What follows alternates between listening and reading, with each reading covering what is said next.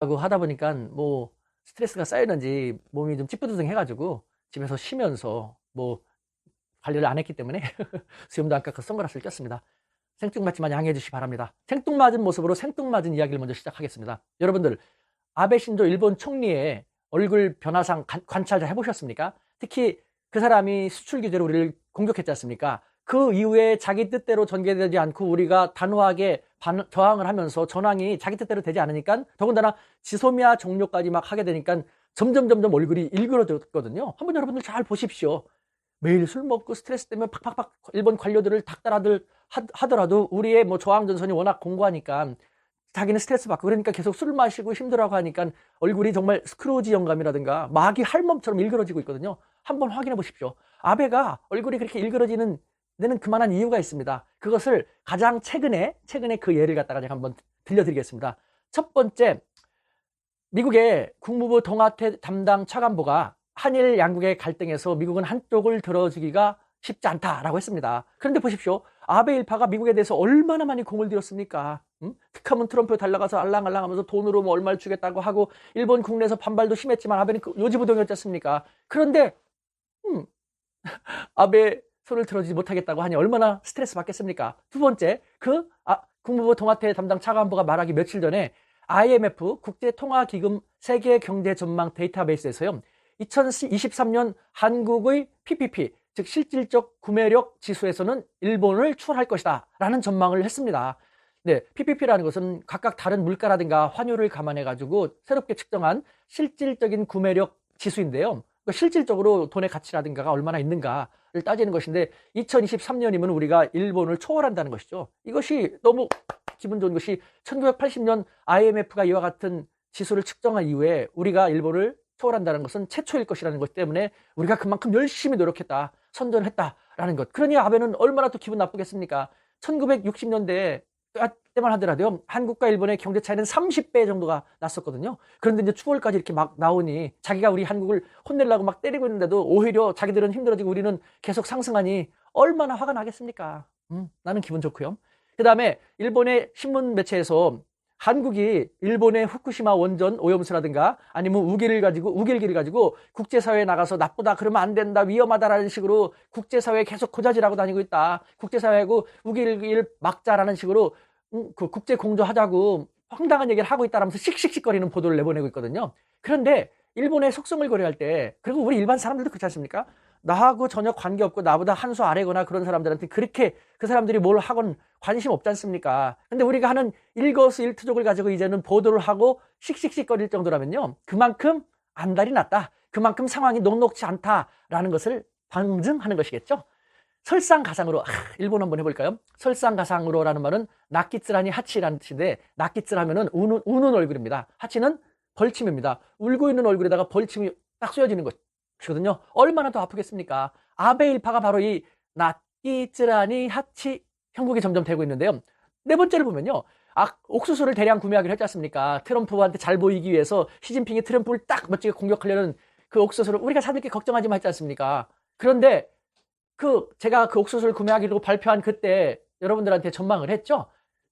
일본 국내에서는 일본 기업들도 우리는 그거 살 필요 없다, 우리는 충분하다라고 했고, 일본 옥수수 농가 쪽에서는 지금 이런 상태에서 쉽지가 않은데 옥수수 가격 폭락하려면 어떻게 저렇게 무책임한 얘기를 하는지, 그 다음에 일본의 관료들도 아니 이걸 당장 사온다 하더라도 그 많은 것을 보관할 창고도 없고, 일본 국내에서는 충분히 공급이 이루어지고 있기 때문에, 이미 수입도 충분하기 때문에 어떻게 처리하기가 쉽지 않다라고 곤욕스러워했다고 했지 않습니까? 근데 일본인들은 말은 안 하지만 그렇게 곤욕스러워하는 상태에서 그것이 점점 불만이 표출되고 있는 것이죠. 아베도 그러니 뭐라고 말할 수는 없고, 트럼프한테 약속은 지켜야 되고, 일본에서 말을 안 듣고 어떡합니까? 찾는 것은 술밖에 없겠죠. 일그러지는 건 얼굴이고 속이 더 일그러지는 것이겠고요.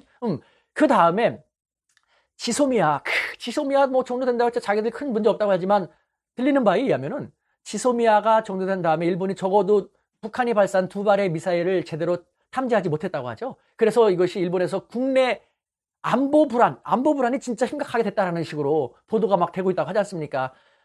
정말 이와 같이 아베는 여러 가지 상황에서 쉽지 않은 자기 그 경솔한 행동으로 우리에게 손을 보겠다고 하면서 우리의 이 저력을 모르는 상태에서 자기가 오히려 더 힘들어지는 상황인 것이죠.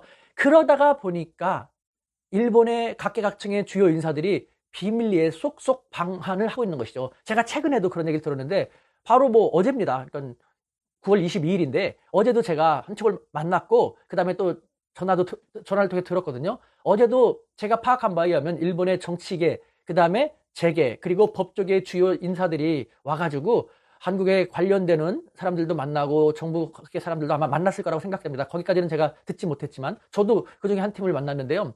그런 얘기를 하죠. 지금 한일 이 무역, 한일 그 경제 전쟁, 한일 대립 정말 누구에게도 좋지 않지 않은가. 사실 우리 일본이 받는 피해가 70 정도다. 한국이 30 정도라면 일본의 피해가 더 심각하고 앞으로도 심각해질 것이다. 사실 일본에서는 한국이 이렇게까지 저력 있게 잘 저항하고 버텨낼지를 누구도 몰랐다라는 식으로 얘기를 하더라고요. 근데 그걸 갖다가 사실 우리한테 얘기하면 무슨 소용이 있습니까? 너네 아베가 그렇게 했잖아. 아베한테 얘기해. 하지만 아베는 안 들어주지 않습니까? 그러니까 와가지고 솔직히 이런 얘기를 하면서 어떻게 한국 쪽에서 풀 수 있는 방법이 없겠는가라는. 근데 우리가 피해자인데 우리가 먼저 그렇게 하기 쉽지 않죠. 물론 우리도 할 수 있는 방법이 있으면은 지금도 우리가 그렇게 해주면서 풀어나가면 되겠지만 아베가 계속 저렇게 요지부동인데 우리로서는 한계가 있는 것이 사실인 것이죠. 자, 그렇다면은 앞으로 어떻게 전개될 것인가? 다시 한번 제가 예측을 한다면요. 당초 제 전망대로 지금 되었지 않습니까? 아베는 우리를 마구마구 밀어붙임으로써 우리가 저항을 하고 하면은 어떤 식으로든지 일본의 국민들은 아베 일파에 매수된, 아베 일파에 장악된 일본의 매스컴에 의해서 아베를 지지하게 될 것이다. 단기적으로 아베의 지지율은 올라가게 될 것이다. 하지만 우리는 과격하게 하지 말고 성숙하게 끝까지 노 아베, 재팬 예스, 그러니까 노 아베만 하고 일본은 반대하지 않는 상태에서 일본과의 협력과 국제사회의 협력, 국제사회에 알려나가고 일본 시민단체가 양식 있는 단체에 더 많이 알려나가야 된다는 식으로 했지 않습니까? 그래서 EEJ, 일본인들이 결국 아베에 대해서 그러면 안 된다라는 식으로 가게끔 중장기적으로 갈 수밖에 없다고 했지 않습니까? 지금 그렇게 되고 있지 않습니까? 아베는요, 저 사람 세습 정치인입니다. 세습 정치인, 아무 어려움 없이 쉽게 자기가 고위 정치인이 됐거든요. 일반 국민들 졸점으로 볼 거라고 생각합니다. 데세키 감독이 자신들을 악의적으로 묘사하고 명예를 훼손했다고 주장했는데요. 이에 대해 데세키 감독과 배급사를 대리하는 이와이 신 변호사는 영화 속 모든 인터뷰 대상자는 데세키 감독에게 모든 편집권과 저작권을 준다는 계약서에 서명했다 밝혔습니다.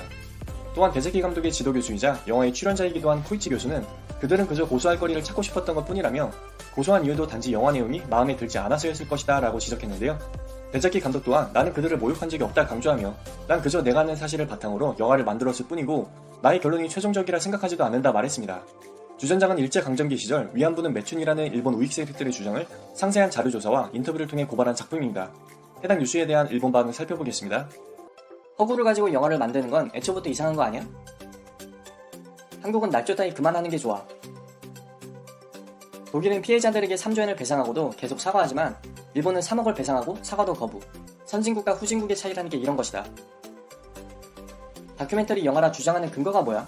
지문 기반으로 만든 거면 그냥 단순히 소설을 쓴 거랑 다를 바 없잖아. 일본인으로서 참 부끄럽기 그지없는 사건이다. 사람으로서 할 짓이었다고 생각하지 않는다.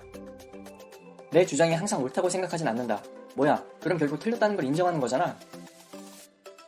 일본인은 타조와 같다. 대가리를 흙 속에 쳐박으면 문제가 사라졌다고 생각하는 그런 타조. 감독보단 그 감독을 지도한 코이치 교수라는 사람이 진짜 흑막이네. 당장 교수직 박탈시켜야 한다. 우익이란 존재 자체가 부끄럽다. 니들은 존재 그 자체만으로 지구인의 명예를 훼손한다. 기사만 보면 결국 되잡히는 항복선을 했잖아. 코이치 교수는 자기 제자 인생 개박살낸 기분이 어떤지 궁금하네. 주전장이나 구남도 모두 거짓말 뿐이지. 그러면서 증언에 기대해 10년 후에 이것들도 전부 증거라고 우길 테고. 니들은 일본인이 아니다. 그냥 한국으로 떠나라. 이런 반일 영화가 일본인의 손에 의해 만들어졌다는 사실 자체가 충격적이다. 그냥 처음부터 사과하고 지나갔으면 모든 게 깔끔하게 끝났을 거야. 이렇게 영화로 만들어지는 것도 모두 자업자득인 거지. 거짓말쟁이 반일 미추방이가 역사를 날조하려는 것 뿐이지만 그래봐야 위안부는 매춘이다. 그래서 어느 나라를 겨냥해서 만든 영화인 건데 한국, 미국, 중국? 유튜브에서 가끔 일본인인 척하고 영어로 엉터리 주장하는 놈들이 있는데 그런 놈들과 같은 부류인 듯. 매춘이다, 거짓말이다 라고 하지만 정작 근거와 증거로 반박하는 놈들은 단 한 명도 안 보이는 게 현실. 근거를 내보여야 할 쪽은 우익들 아니냐? 코이치 교수는 아사히 신문에서 일하면 딱이겠네. 거기 가면 반일 기사도 실컷 쓸 수 있으니 한번 생각해봐. 한국인들의 감정주의가 이런 식으로 표현되는구나. 우습네. 인터뷰했다는 저 자칭 우익들도 참 웃긴 놈들일세. 지들이 어떤 영화에 출연하는지는 알고 찍은 건가? 다큐멘터리를 소설 기반으로 만들고선 세계에 징벌합시고 내밀지나 마라.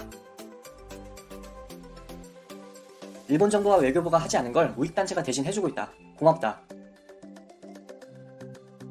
자금을 어디서 얻었는지 조사해 봐야 한다. 확실한 건 아니지만 분명 한국 쪽에서 넘어왔을걸?